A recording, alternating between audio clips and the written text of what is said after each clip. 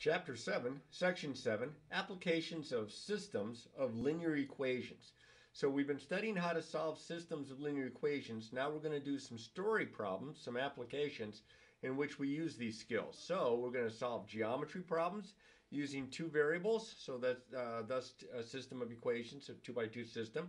To solve money problems that are using two variables, to solve mixture problems, everybody's favorite, using two variables, to solve distance, rate, and time problems using two variables, and to solve problems with three variables if you have the nerve by using a system of three equations. Now, because there are a lot of different kinds of story problems that can be done using 2x2 systems, I'm going to try to show you as many different kinds as possible. So this means this video might run a little bit longer than some of the other ones as we go through the different kinds of problems. Now the very first one that we're going to do, I'm going to just have all the work done for you, and we're going to kind of go through it. But then after that, we're going to work some of the problems out as we go here. Now, I'd like for you to continue to use the 5-step method for solving story problems, which means, again, step 1, read the problem carefully. If there's something going on with maybe geometry or some kind of a shape, it might be good to draw a picture out of what's going on to kind of keep things straight in your mind. Also, we want to state the variables. Notice variables this time, because there can be, these setups can have the two different variables. So we have the two equations. So, and you can see the difference here in 3. It says, write the system of equations that represents the problem, that models the problem. Notice it says the system of equations. So you'll be looking for two equations with two variables until we get to that very last example, and then we'll try a 3x3 just to kind of see if that messes with you a little bit. We'll solve the system of equations. That's what we've been doing in this chapter. And then we'll formally state the answer or answers, making sure that we write it out in a short sentence, and we put our units in, and we make sure that we answer what the question's asking. So, again, instead of story problems that have only one variable, we're looking at story problems that are going to have two variables. So the first example here is to use our skills here of solving a system to solve a geometric application. So here we go.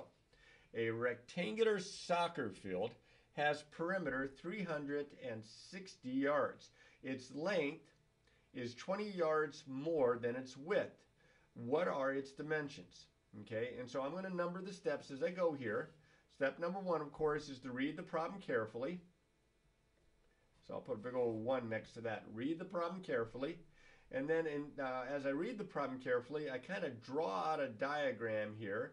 I know that the perimeter is 360 yards. I guess I can write yards next to that. And I don't know the length and I don't know the width. So I'm going to say that the length is represented by L and the width is represented by W. So those are my statement of the variables, where it says to state, oh, can't see that, can you? See where it says to state the variable or variables? That's what I'm doing here. This is step 2 over here. All right, step 3 is to write a system of equations that represents the problem. Well, this isn't too bad in this one, because it says here its length is 20 yards more than its width. Its length is 20 yards more than the width. L equals W plus 20 would be our first equation. It has both of the variables, L and W, in there, and we have this comparison that the length is 20 yards more than the width, so we write that out. So how that models what this sentence is saying right here. And we also know that the perimeter, and remember this is a rectangle, it's a rectangular field, the perimeter is given to be 360 yards. We can find the perimeter, remember the perimeter formula for rectangles? Twice the length plus twice the width. So I'm just going to plug the 360 right in there. I went ahead and flip-flopped the sides around, and you see what I have. I have 2L plus 2W is equal to 360. Now the arrow means that I'm going to go on to the next part here, but this is my third step. I'm writing my system of equations that models the problem. Now I'm going to solve the system, and I'm telling you right now, I'm using substitution. All right, not that I don't mind the elimination method, but this one's already set up for a substitution. See how the L is in terms of the W, the L equals, it's all by itself. So I'm going to use that substitution. That is, of course, after I sneeze. All right. So now I'm going to use the substitution. This is my two equations here. I'm going to plug W plus 20 in for L, right in there. See how I got the arrow drawn to it? So it's 2 times L, which is W plus 20. So I put that in parentheses because it's 2 times all of that, plus 2W equals 360. And by doing this, I have eliminated the variable L, and I can solve for W. So this is step 4. I'm solving this for W. So I distribute, and then I combine like terms, 4W plus 40, then I subtracted 40 from both sides, and then I divided by 4, and I got W was 80.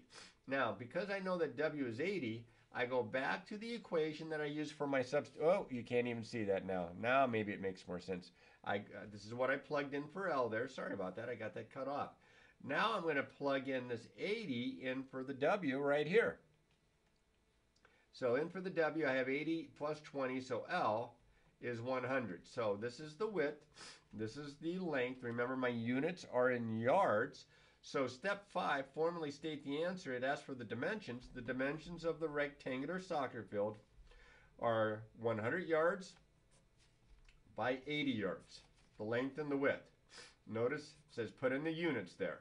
So I wrote the dimensions of the rectangle. It would have probably been even better if I'd said the dimensions of the soccer field, because that's more with the problem of the soccer field. I like that even better.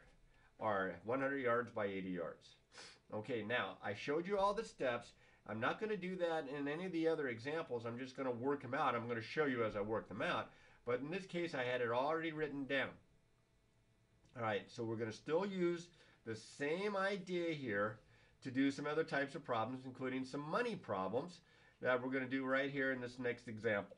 Okay, at the Hart Theater in Effingham, Illinois, my hometown, the cost of 8 adult tickets and 5 children's tickets cost $115.50.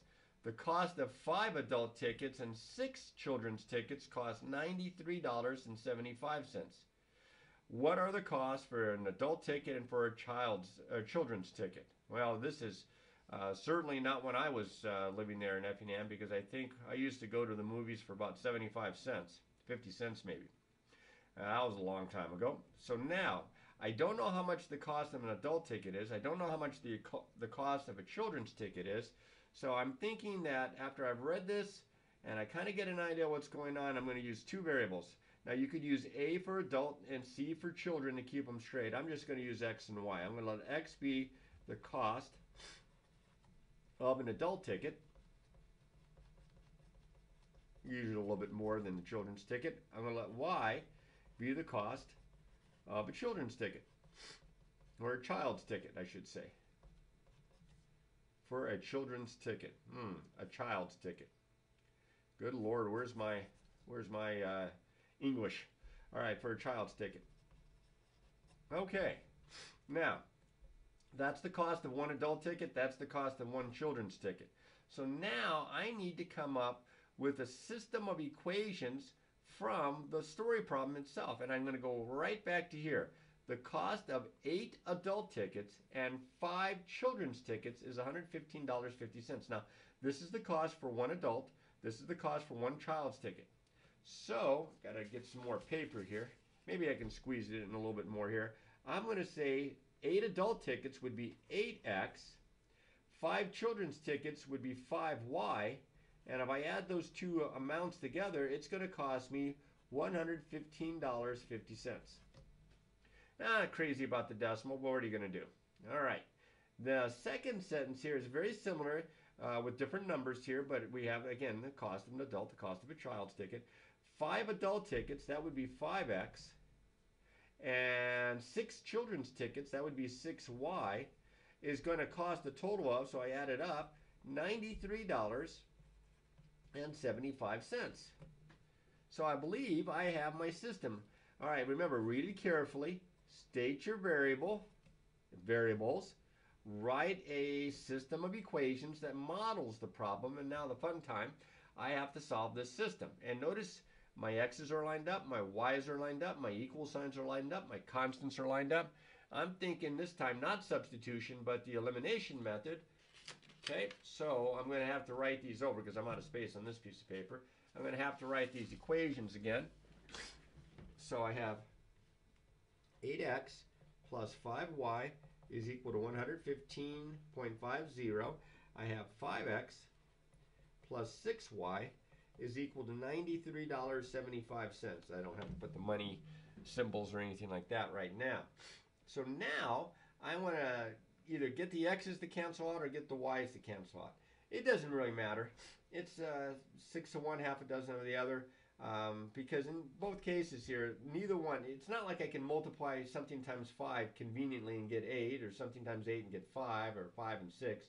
So I'm going to have to multiply both equations through by something to get one of the variables to cancel out. So I'm just going to go ahead and cancel out the y's. I'm going to cancel out the y's. So I see the 5 and the 6, and I think 30 is the least common multiple. So I need to make one of these positive 30 and one of these negative 30. So I'll make the top one positive 30 by multiplying through by 6, and I'll make the bottom one negative 30 by multiplying through by negative 5. Now be careful with your arithmetic, especially with the negatives, all the way through both sides every term by 6. 6 times 8x is 48x, plus 6 times 5y is 30y, equals 6 times, holy smokes, did I bring my calculator with me, or I'm going to have to grind it out the long way here. So I have to multiply 6 times $115.50. Well, 6 times 50 cents is $3. 6 times 15 is 90. 6 times 100 is 600. $693. $693. Now I'm going to maybe hate myself in the morning if I don't double check that by doing the actual arithmetic on paper or on a calculator, but I'm going to just kind of hope that I didn't mess up too bad here. Now I'm going to multiply through by negative 5. This would be negative 5 every term, both sides. This would be negative 25x minus 30y equals, now I got to multiply negative 5 times $93.75. Well, I know it's negative. Let's see, it's going to be a little less than $500 because 5 times negative $500, because 5 times 100 would be 500, and this is smaller than 100. Maybe I can figure it out that way. 500, and then it's $6.25 times 5. 6 times 625 would be 31.25. Better write that down. 31.25. So 500 minus 31.25 would be $468.75. Again, I'm going to probably hate myself if I don't double check that, but I'm lazy, and for right now, you shouldn't be, but I am. I'm going to go ahead and hope that I did my arithmetic correctly. So now my y's will cancel. I get 23x is equal to, all right, one positive, one negative, so that'd be 0.25 here, and that's a 9, that'd be a 4, and then that would be a 7, that'd be a 2. It looks like 224.25. Okay, so, gosh, it sure doesn't look like this is going to come out evenly. I may really, really regret not having done this. I'm going to have, it doesn't look like it's going to come out evenly, so I think I've messed up. So unfortunately, 115.50 times 6, 0, 0 carry 3, 3 carry 3, 9, 693. I have that part right. All right, let's try 93.75 times 5. I know it's negative. That's 5 carry 2, that's 7. Oh, 7. That's 7. Did I do that right? All of a sudden, this one doesn't look like I'm doing this right here. $93.75, 115. That looks right there. All right, so that's 5 carry 2, 7 carry 3, 8 carry 1, 46. No, I do have the 46.75. I did do this right. All right, so let's divide 23 into, Gosh, it sure looks like 23. 224.25. I hope I don't have to do this video all over again because I've messed this one up so badly. Looks like that's going to be 9 times. That's a 7.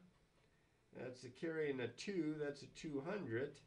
See, this is going to give me a decimal. That doesn't make sense that I would buy a certain amount. Did I write down the wrong numbers?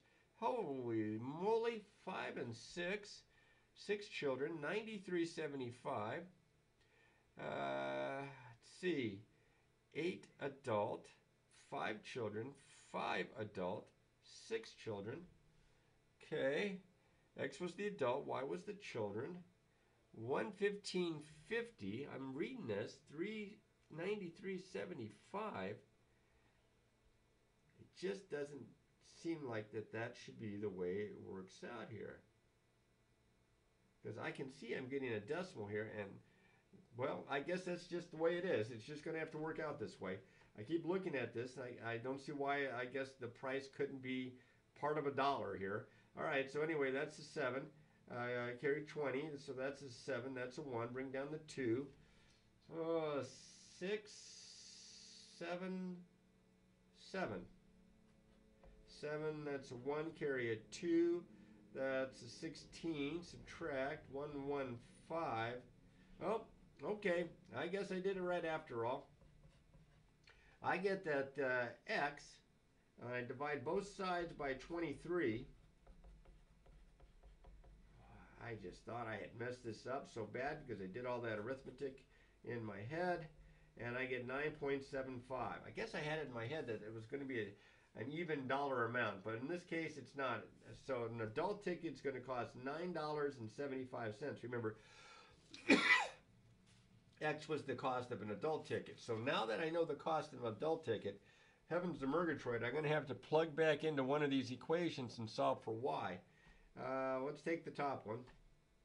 So 8 times X, which is $9.75, plus 5Y is going to equal $115.50. 0. Carry 4. 0. Carry 6. 78. Plus 5Y equals $115.50. I'm going to subtract 78 from both sides. I'll go ahead and leave the zeros on just to make it look cool.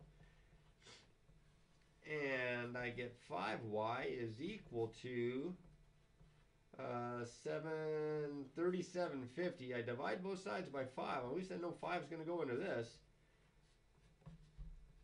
And that's going to go in 7 point. All right, so that'd be 25. That'd be 50. So a children's ticket looks like it's going to cost $7.50. And that kind of makes sense because usually children's tickets are less than adults' tickets. So now I just have to, that was all my work there, yikes. So now I'm going to have to answer it. Step 5, formally state the answer. The cost of an adult ticket is $9.75, and the cost of a child's ticket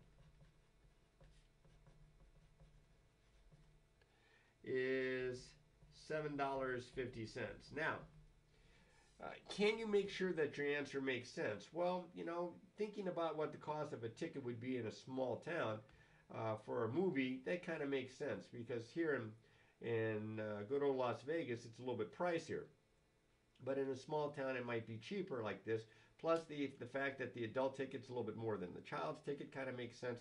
I mean, if this had turned out like the adult ticket was $91.75, that doesn't make sense. So this seems like a logical answer, and I think I'm ready to go on and try another example. Hopefully with a little more confidence with my arithmetic here. All right, the next guy up is a mixture problem. Now, mixture problems are typically found in some Algebra 1 classes, some Algebra 2 classes. Certainly it's going to be in college algebra, if not pre-calculus. A grocer has some $4 per pound coffee and some $8 per pound coffee that she will mix to make 50 pounds of $5.60 per pound coffee. How many pounds of each should be used? Now you can see there's two unknowns because we don't know how many pounds of the $4 coffee and how many pounds of the more expensive $8 a pound coffee. But we're going to mix some of these together. We're going to end up with 50 pounds of mixture, taking some of the cheap stuff and some of the pricier stuff, and ending up with an amount at $5.60 per pound. How many pounds of each should be used? Now, let's use some logic. $5.60 is a little bit closer to the $4 price than the $8 price. Exactly halfway would be $6. So this is a little less than that. So I'm guessing since it's a little bit on the cheaper side, we're going to use more of the cheap stuff than the expensive stuff. So I'm going to kind of help use that when I get my answers to see if they make sense. So I'm going to let X be the number of pounds of $4 per pound coffee. And I'm going to let Y be the number of pounds of, what was it, $8 a pound coffee. So like if I use 1 pound of $4 a pound coffee, it's $4. If I use 2 pounds, it's 4 times 2, it's 8. If I use X pounds, it's going to be 4 times X.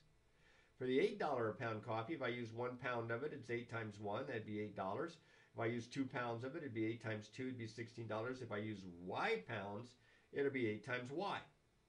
So I'm going to use that to come up with my system of equations. But the first equation is even easier, because the first equation, I just need some more paper. The first equation comes from the fact that we're going to have a mixture of 50 pounds. So we dump in some of the cheap stuff with some of the expensive stuff, and we end up with 50 pounds. So the number of pounds of the cheap and the number of pounds of the expensive better add up to 50 pounds. So there's my first equation. X plus Y is equal to 50 pounds. Now remember, we also can bring in our second equation having to do with the money. So we have $4 a pound, and if we use X pounds, that's going to cost us 4 times X. We have $8 a pound coffee, Y pounds, it'd be 8 times Y. And if I add that together, that's how much it costs to mix the two things together. So it should equal the cost of the mixture. And we have 50 pounds of the mixture, and it costs $5.60 a pound times 50 pounds.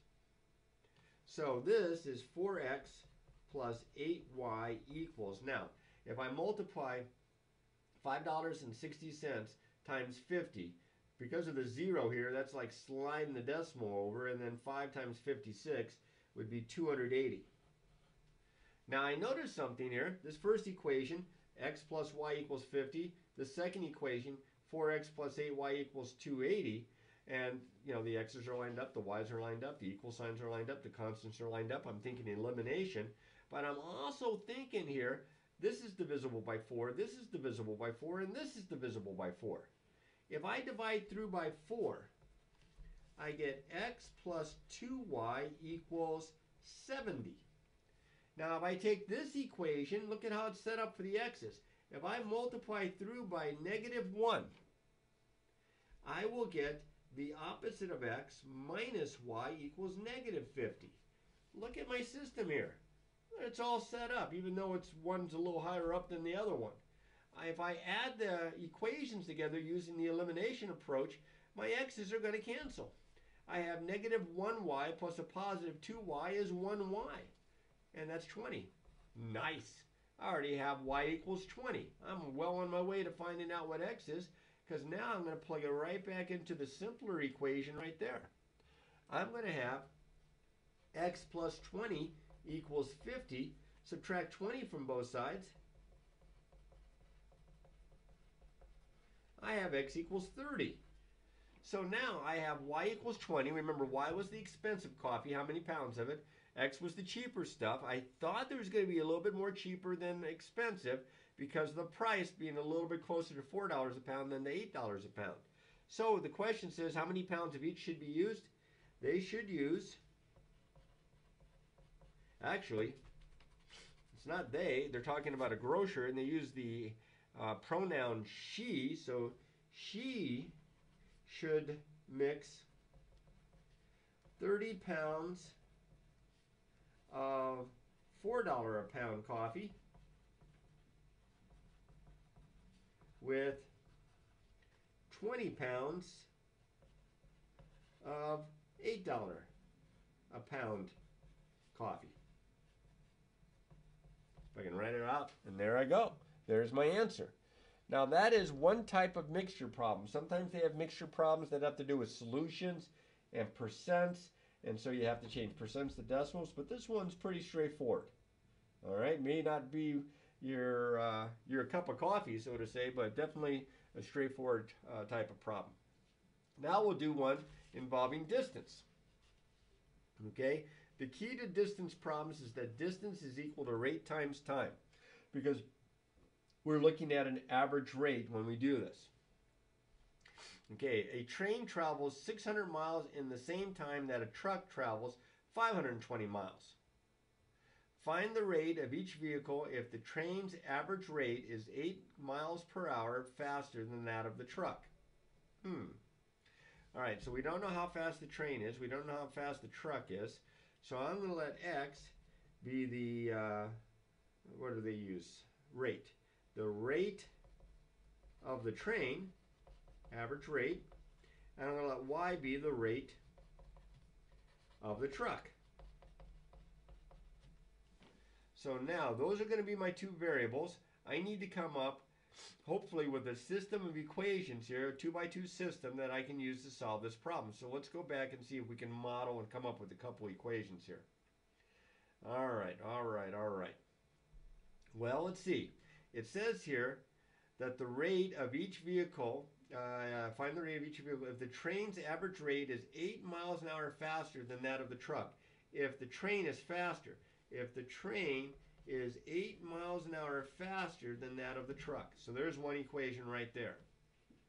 Now, I know that distance equals rate times time. So that tells me if I divide both sides by r, that time is equal to distance divided by rate. Now you say, well, why would you do that? Because it says here that they can go these distances, the train 600 miles, the truck 520, in the same time. Same time means equal. I can set up an equation, so I'm going to need more space than what I have.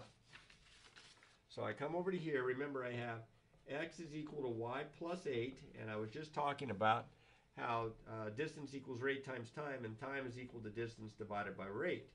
So for that of the train, the distance is 600 miles. The rate of the train is x. So if I divide the distance divided by the rate, that's how long it took that train to go 600 miles. And if I take the distance of the truck, which was 520, and I divide it by its rate, which was y, I get the time that it takes the truck to travel 520 miles. And these are equal, because it says that they're equal right there. So that gives me a second equation. Now, this is not a good equation for the elimination method. My variables are in the denominator over here. So instead, I'm going to use substitution. I already have that x is equal to y plus 8. So I'm going to substitute y plus 8 right in there in my equation.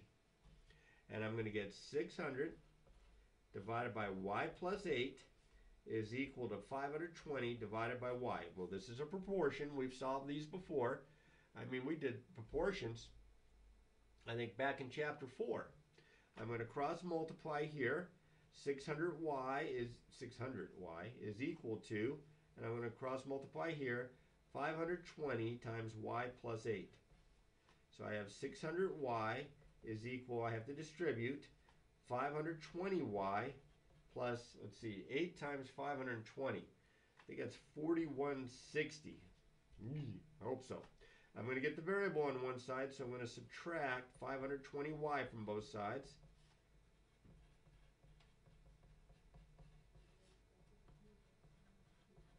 So I get 80y is equal to 4160. 4,160. I divide both sides by 80. Oh, this better come out evenly. I think it is. Looks like it's going to. And I get y is equal to, let's see, it goes in 52. You can double check my arithmetic, but I'm pretty sure it's 52.